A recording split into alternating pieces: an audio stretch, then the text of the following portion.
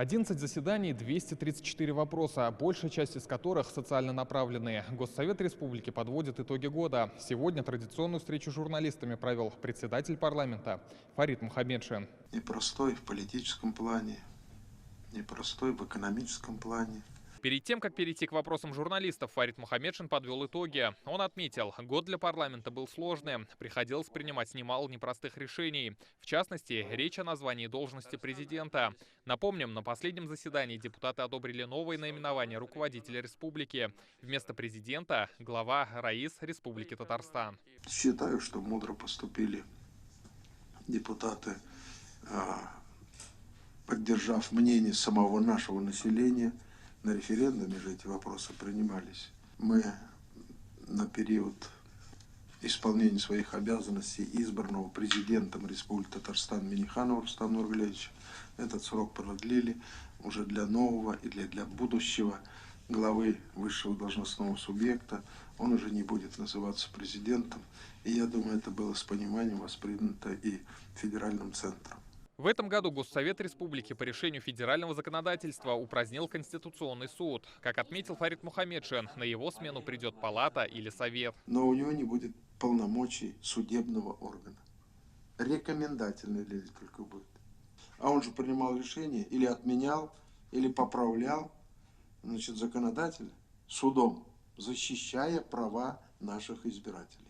Я думаю, на январском или февральском заседании мы примем решение о создании нового института. В этом году удалось решить вопросы поддержки жителей в условиях специальной военной операции и частичной мобилизации. Есть добровольцы и из числа депутатов.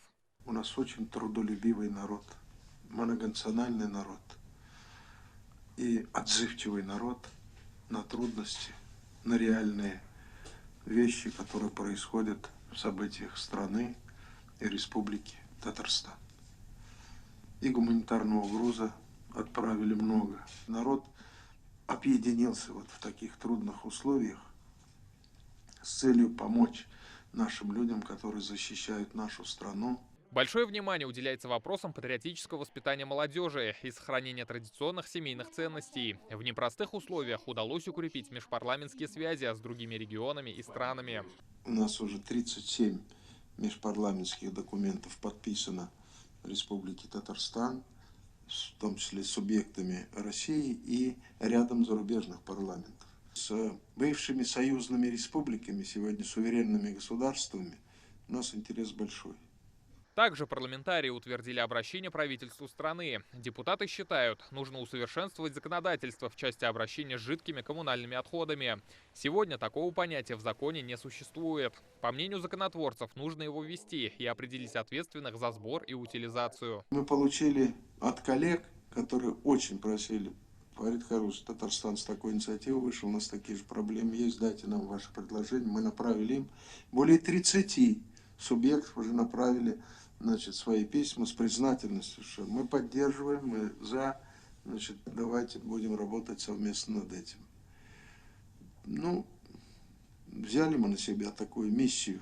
Также активно Госсовет намерен работать и в будущем году. 2023 решением президента в республике объявлен годом национальных культур и традиций. Фарид Мухаммедшин отметил, в начале года пройдет заседание Ассамблеи народов, где будут обсуждать инициативы национально-культурных объединений.